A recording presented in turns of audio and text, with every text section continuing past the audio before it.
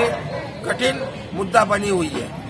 नमस्कार, मैं सही सर, आप देख रहे हैं देश का सबसे तेजी से बढ़ता हुआ चैनल और आपका लोकप्रिय चैनल PID न्यूज। इस वक्त हम बात करें महंगाई की, तो महंगाई के दाम आसमान छू रहे हैं। पेट्रोल, डीजल या सब्जियां हो या सरसों का तेल रिफाइंड हो, उनके दाम भी घटते नजर नहीं आ रहे हैं, दिन ब दिन बढ़ते जा रहे हैं। गरीब आदमी चाहे तो कहाँ जाए।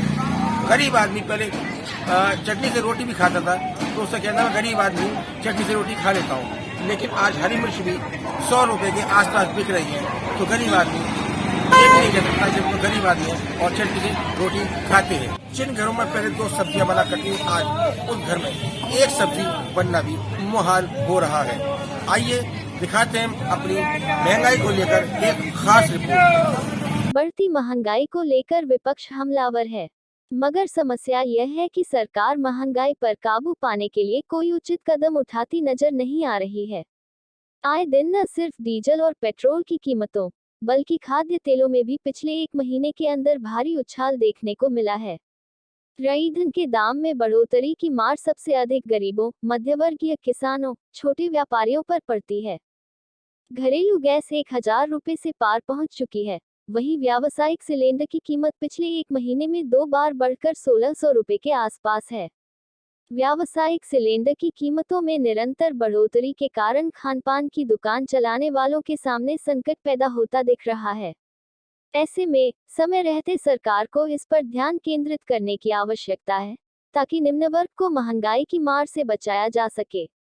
आइए देखते हैं आगरा से ब्यूरो चीफ सनी सालार की यह खास रिपोर्ट।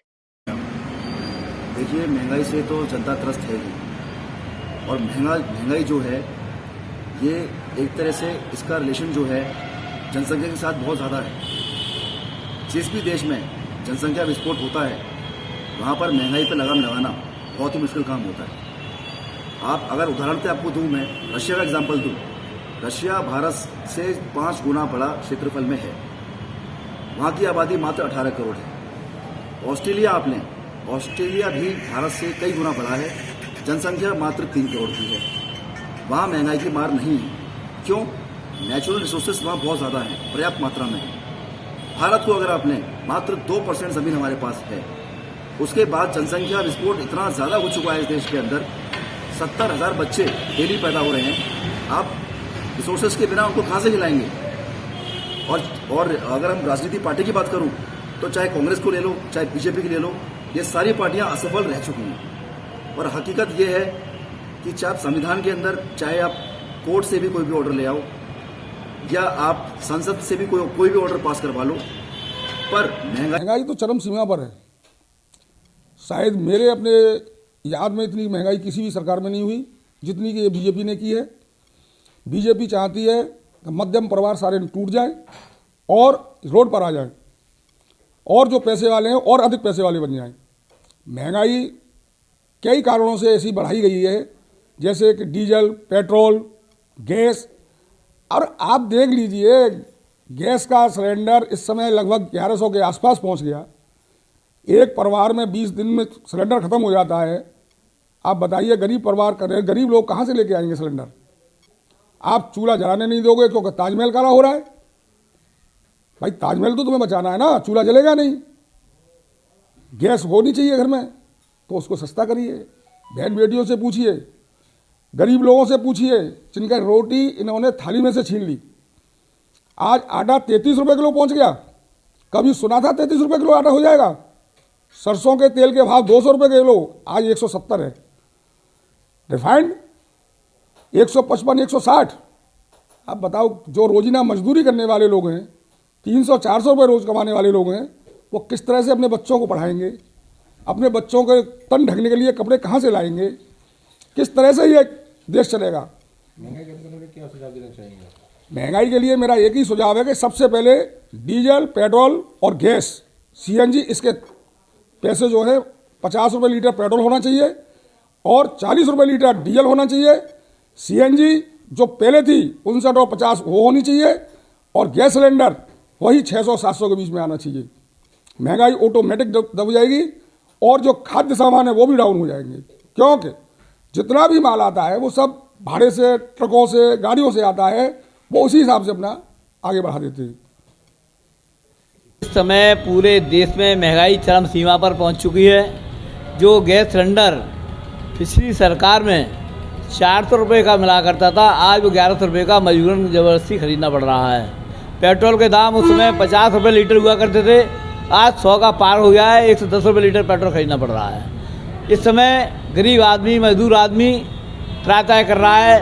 पूरे देश में महंगाई एक विकराल रूप धारण कर चुकी है, जिससे कि इसके जैसे जनता का जीना दुर्लभ हो गया है।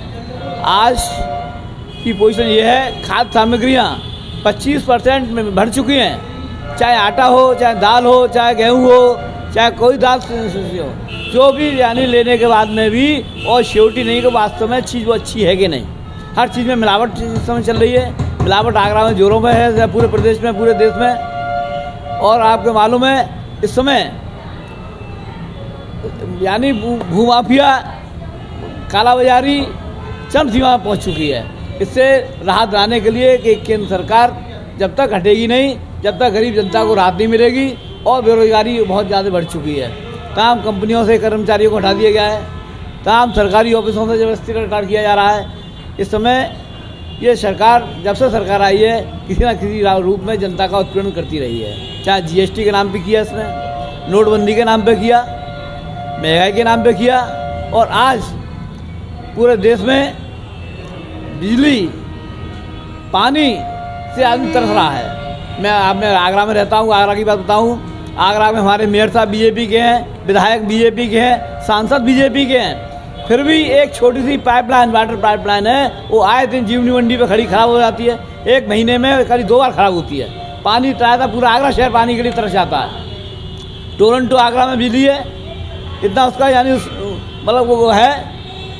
आपको मालूम है बिजली के बिल आते नहीं हैं। वो आया बिजली का बिल 30 तारीख को, और 25 तारीख से हल्ला मचाना शुरू कर देते हैं, आपका यानी बिल कटेगा, बिजली का कनेक्शन कटेगा। अरे भाई, कम से कम जनता को राहत दो, किसी रूप में तो दो। बिजली का बिल आपका 10 तारीख को उसकी डेट है, और आपने 1 तारीख से हल्ला मचाना शुरू कर दिया।